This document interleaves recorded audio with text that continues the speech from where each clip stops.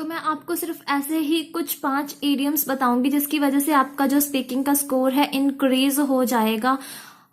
और आप इन वर्ड्स को यानी इन इडियम्स को किस वे में यूज कर सकते हैं ये गाइज आपके ऊपर डिपेंड है। अगर आप परफेक्ट फॉर्म में, परफेक्ट वे पे, परफेक्ट टाइम पर इन इडियम्स को यूज करते तो आई डेफिनेटली 100% श्योर कि ये आपका स्कोर बूस्ट करेंगे। बट आपको एक चीज की टेक केयर करनी है कि आपको नॉलेज होनी चाहिए और पता होना चाहिए कि आप कौन सा इडियम किस टाइम पे यूज सही वे में कर सकते हो। फर्स्ट थिंग क्या होगी इसमें, couch potato. What is the mean of couch potato? देखो, अगर हम इसको एज अ वर्ड लेके चले, आई थिंक इसका कुछ और ही मीनिंग निकलेगा। बट जब भी ये 2 वर्ड का पेयर आपको कहीं पर भी दिख रहा है तो इट मीन्स ये एक इडियम है। और हम जब इन दोनों वर्ड्स को साथ लिखते हैं या स्पीक करते हैं तो that was the time we can say this is the idiom. तो काउच पोटैटो का मतलब होता है गाइस के एक लेजी पर्सन। लाइक जब भी आपको लग रहा है कि कोई, इसे हम पर्सन के क्यू कार्ड में इजीली यूज कर सकते हैं। और हम अपने वे में भी जब हमसे कुछ हमारी इंट्रो लिया जा रहा है so that time we can easily use this word. कि कई बार हम ऐसा फील करते हैं, मतलब लेजी फील करते हैं, तो so that time we can क्या होते हैं, काउच पोटैटो होते हैं। So that time we are lazy होती हैं। तो काउच पोटैटो का मतलब ये होता है कि आपको किसी ने कोई काम बोला है या आपका मन है कुछ काम करने का बट आप उसको नहीं करना चाह रहे हो और आप अपने सीटिंग एरिया पे, जो भी आपका सीटिंग एरिया है वहां पर आप बैठ के रेस्ट कर रहे हो, तो so that time we can use couch potato. वो एक लेजी पर्सन है, वो एक काउच पोटैटो है। तो इस फॉर्म में हम इस वर्ड को यूज कर सकते हैं। नेक्स्ट क्या होगा, full of beans. Full of beans, what is the mean of this idiom? To have a lot of energy and enthusiasm. Enthusiasm का मतलब क्या होता है? एंथुजियाज्म और एनर्जी सिमिलर वर्ड हो सकते हैं बट जब हम इडियम यूज कर रहे होते हैं तब।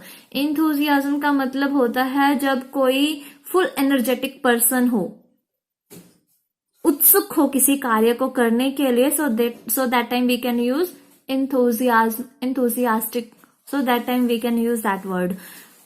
To have a lot of energy and enthusiasm, किसी के अंदर बहुत ही ज्यादा एनर्जी भरी हुई है, उत्सुकता भरी हुई है किसी कार्य को करने के लिए, तो हम उस टाइम बोल सकते हैं फुल ऑफ बीन्स।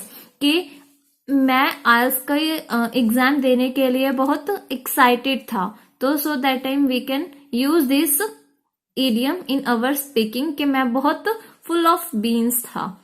ठीक है, नेक्स्ट इसमें क्या होगा, डाउन टू अर्थ। गाइज ये इडियम आपको रेयरली नहीं बोलूंगी, बहुत कॉमन इडियम है, आप इसको हर जगह यूज करा हुआ देख सकते हैं। मोस्ट ऑफ द स्पीकर जो नेटिव स्पीकर होते हैं दिस इडियम को यूज करते रहते हैं। अब इसका मतलब क्या होता है, डाउन टू अर्थ। जैसे अगर कोई बहुत ही ज्यादा फेमस पर्सन है, फेमस पर्सन लाइक कोई सेलिब्रिटी है, बट फिर भी वो अपनी धरती से जुड़ के रहता है, यानी उसके अंदर बिल्कुल भी 1% भी ईगो नहीं है, अपने काम को लेके उसके अंदर मतलब घमंड नहीं है, तो उस टाइम हम उसे बोल सकते हैं कि he is the down to earth person. तो हम उस टाइम उस पर्सन के लिए दिस इडियम का यूज कर सकते हैं, डाउन टू अर्थ। या फिर कई बार हमें खुद फील होता है कि मेरी अचीवमेंट थी, मेरी नीड थी 6.5 की बट मैंने 7 बैंड्स अचीव किए, so that time I am on down to earth. उस टाइम में डाउन टू अर्थ हो गया था या हो गई थी कि मैं बहुत ज्यादा एक्साइटेड हो गई थी और मैं बहुत ज्यादा अपने आप को ब्लेसिंग फील कर रही थी, तो उस टाइम हम इस वर्ड का, इस इडियम का यूज कर सकते हैं, डाउन टू अर्थ, कि धरती से जुड़ के रहना, down to earth. Jump the gun, jump the gun, start too early, too early start. मतलब कोई भी कार्य करना है हमें और हमें उसे कार्य को करने के लिए बहुत ही स्पीड में हम उस काम को कर देते हैं, तो so that time we can use this idiom jump the gun.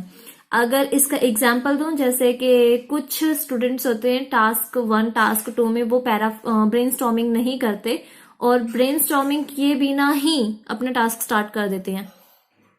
इसका मतलब क्या हो गया, स्टार्ट टू अर्ली ना, तो हम इसे बोल सकते हैं जंप द गन। तो नेक्स्ट क्या होगा इसमें, fresh as a daisy. Daisy क्या होता है, फ्लावर होता है। फ्रेश क्या होता है, बहुत ही प्योर होता है, जिसके अंदर बहुत ही फ्रेशनेस होती है, ठीक है ना। फ्रेश एज अ डेजी कि मैंने एक बहुत ही ज्यादा काम को करने में बहुत ही ज्यादा मेहनत की, मैंने बहुत ज्यादा हार्ड वर्क किया, बट मैं फिर भी क्या फील कर रही हूं, फ्रेश एज अ डेजी। मेरे फेस के ऊपर बिल्कुल भी रेस्टलेसनेस दिख नहीं रही है, तो मेरे फेस से बिल्कुल दिख रहा है फ्रेश एज अ डेजी। तो वहां पर हम ये इडियम यूज कर सकते हैं। मैंने आपको हर इडियम का मीनिंग बताया है। आपको कोशिश करनी है कि आप ये इडियम सिर्फ स्पीकिंग टाइम पे ही यूज करिए, राइटिंग में मत यूज कीजिएगा इडियम्स। आपको राइटिंग में ये होता है गाइस कि अवॉइड किया जाता है इडियम्स को यूज करना। तो आई होप मैंने आपको क्लियर किया है कि आपको किस इडियम को किस टाइम पे यूज करना है और कैसे यूज करना है, मैंने आपको बताया है। हर इडियम का मीनिंग मैंने आपको समझाया है कि किस तरह से अगर आपको किस वे में उस मीडियम को यूज करोगे तो आपका स्कोर इंक्रीज होगा। इवन मैंने हिंदी में भी समझा दिया आपको कि इसका मीनिंग ये हो सकता है या ये हो सकता है, इस वे में यूज करोगे तो इसका ये मीनिंग निकलेगा। तो गाइज अगर वीडियो यूजफुल लगी हो तो प्लीज चैनल को लाइक कीजिए, शेयर कीजिए एंड सब्सक्राइब कीजिए। तो मिलते हैं नेक्स्ट वीडियो में। Thanks for watching.